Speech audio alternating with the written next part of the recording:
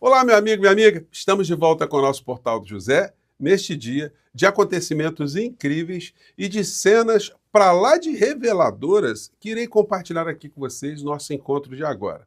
O principal tema foi a fuga da deputada condenada Carla Zambelli. Mas, já abrindo o nosso papo aqui com uma informação importante, a Procuradoria-Geral da República, há pouco, pediu a prisão preventiva da deputada condenada Carla Zambelli.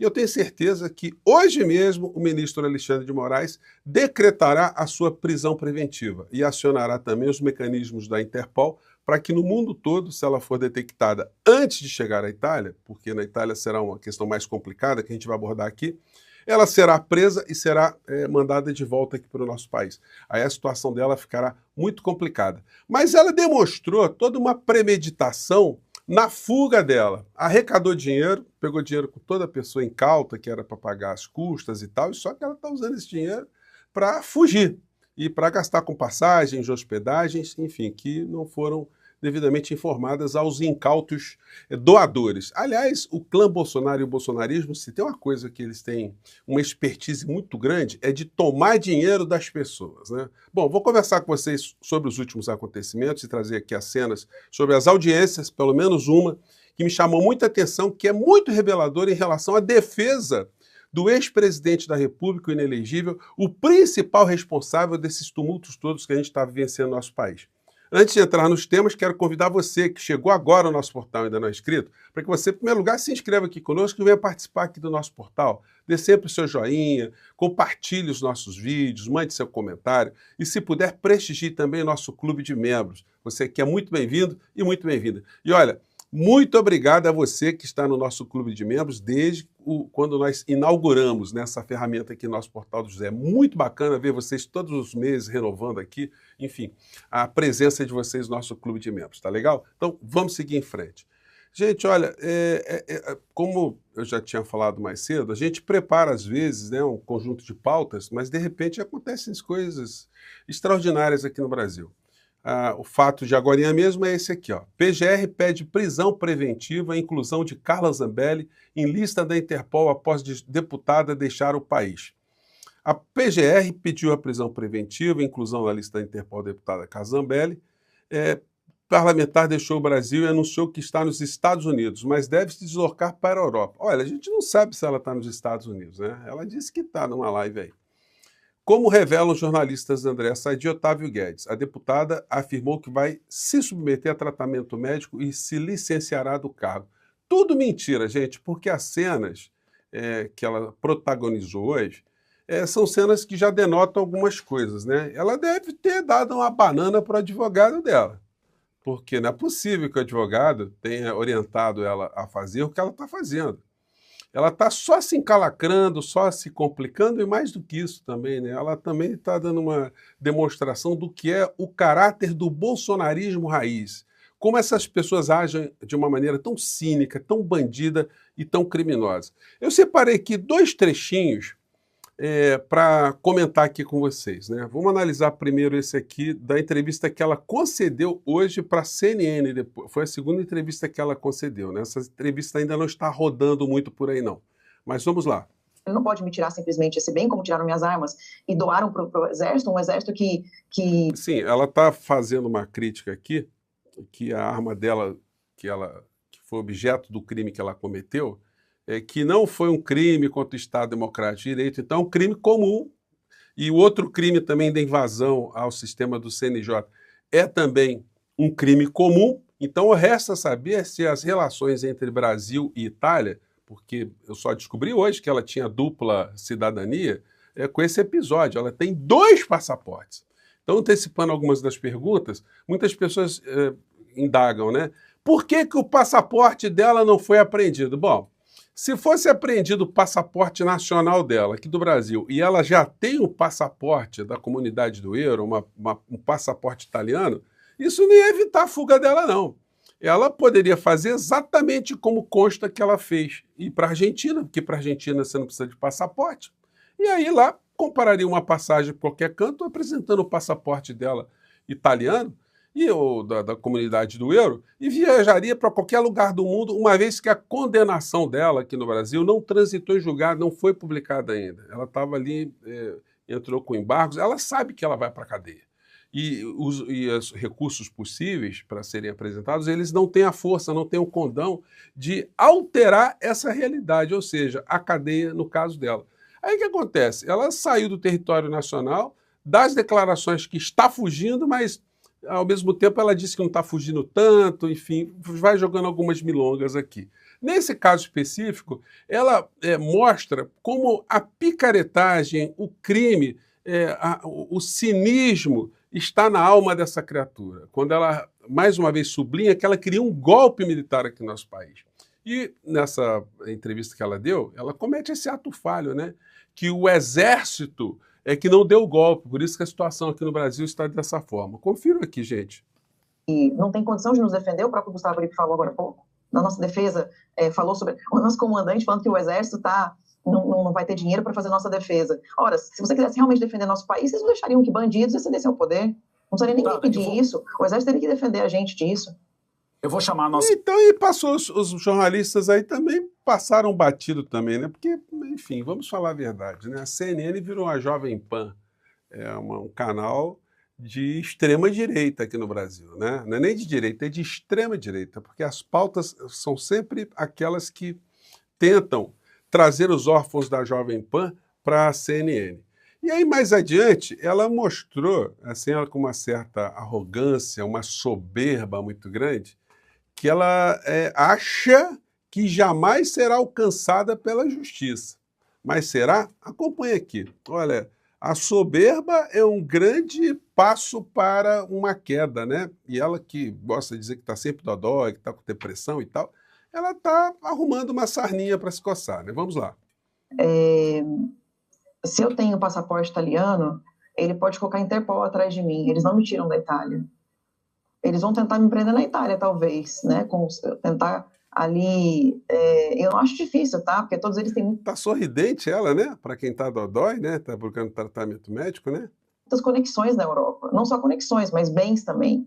Então, eles vão tentar me prender na Itália. Mas eu não temo, porque eu sou cidadã italiana e lá eu sou intocável. Eu não sei que a justiça... Ela quase que ela sublinhou, né? Eu sou cidadã italiana, eu não sou que nem vocês, brasileiros, uns lixos, né, que votam até em mim para ficar agora vivendo na Europa às suas custas. Justiça italiana me prenda.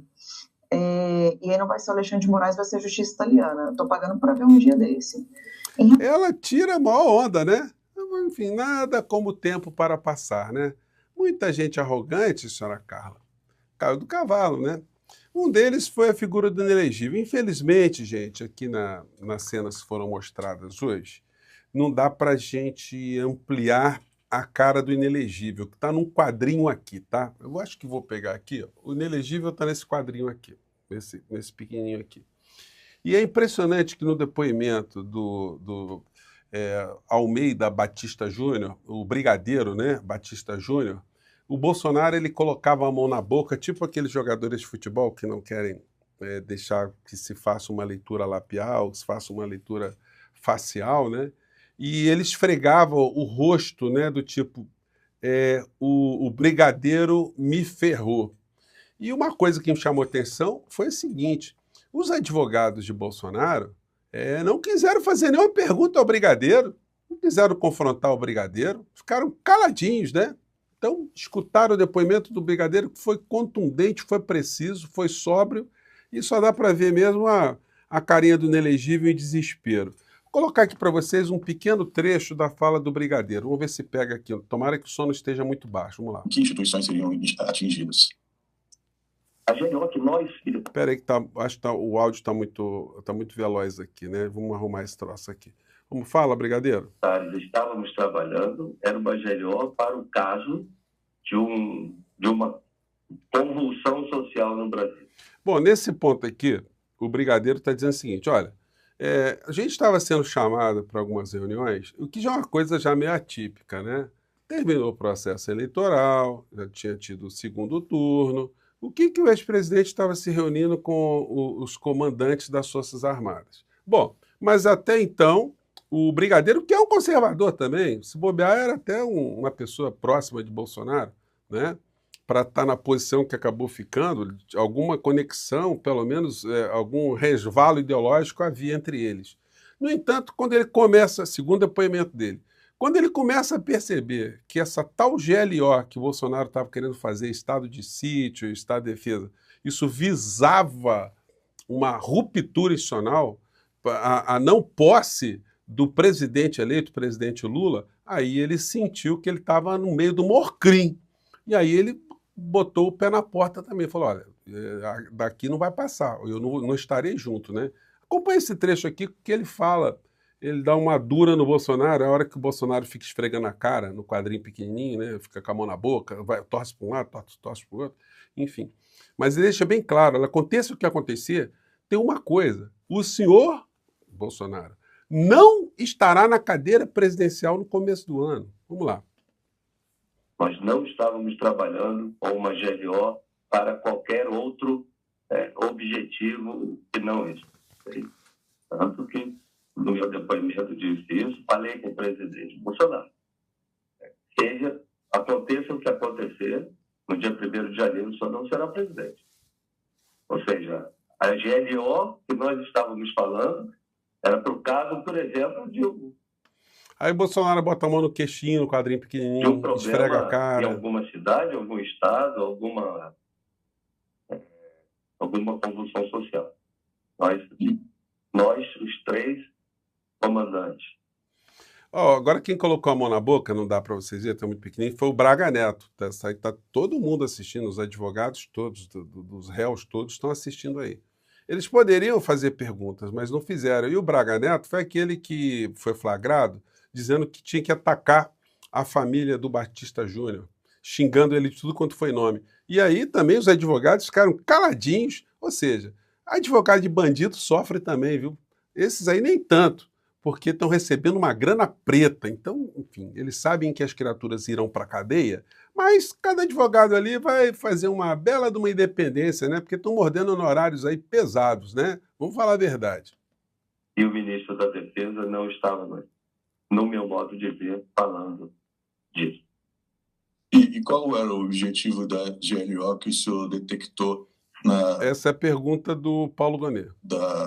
Que estava sendo ideada, planeada pela presidência da República, pelo presidente Jair Bolsonaro?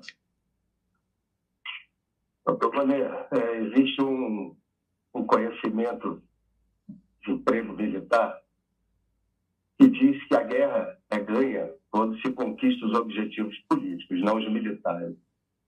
A partir de um momento, eu comecei a achar que o objetivo de qualquer medida dessa de exceção era, sim, para não haver assunção pelo presidente que foi eleito. E não estou entrando em na seara de ideológica ou pessoal. E a partir desse momento, eu digo do senhor que isso aconteceu do dia 11 ao dia 14, eu fiquei bastante preocupado. Ou seja, gente, os advogados ficaram todos pianinhos, o Bolsonaro ficou pianinho. O Bolsonaro podia estar lá com os advogados, podiam estar conversando, enfim, alguma coisa ali, não, mas ficaram calados, né? Advogado deixa a defesa de Zambelli após deputado anunciar que saiu do país. Olha, esse bobear, o advogado aí tomou um calote, né? Porque a Carla Zambelli não falou nada com ele também. Enfim, mas é o universo dessas criaturas. Bom, o que nós devemos prestar muita atenção a partir de agora? Provavelmente os Supremos, os ministros da Polícia Federal, vão se reunir ali para, se já não estabeleceram, vão estabelecer algum tipo de protocolo para evitar a fuga de Bolsonaro. Eu tenho sempre falado aqui com vocês, desde o período que Bolsonaro estava na presidência, fizemos a contagem regressiva do processo eleitoral, que ele iria perder as eleições, que ele seria derrotado, e uma vez derrotado ele teria que prestar contas com a justiça e os meteoros cairiam. Muitas pessoas acreditavam que isso não ia acontecer, mas está acontecendo, e aí, na sequência, eu sempre adverti que talvez o nosso portal tenha sido o primeiro a dizer que essa criatura, esse tipo de criminoso, covarde, eles tentam fugir de toda forma quando a coisa está ficando complicada para eles. E é o que Bolsonaro fará. Ele tentará a fuga. A questão é, vamos conseguir evitar ou não vamos conseguir evitar? Em relação a Carla Zambelli, para finalizar, tem uma questão também muito interessante. Muitas pessoas perguntam sobre o passaporte dela, por que não foi apreendido, como eu comentei aqui com vocês no começo.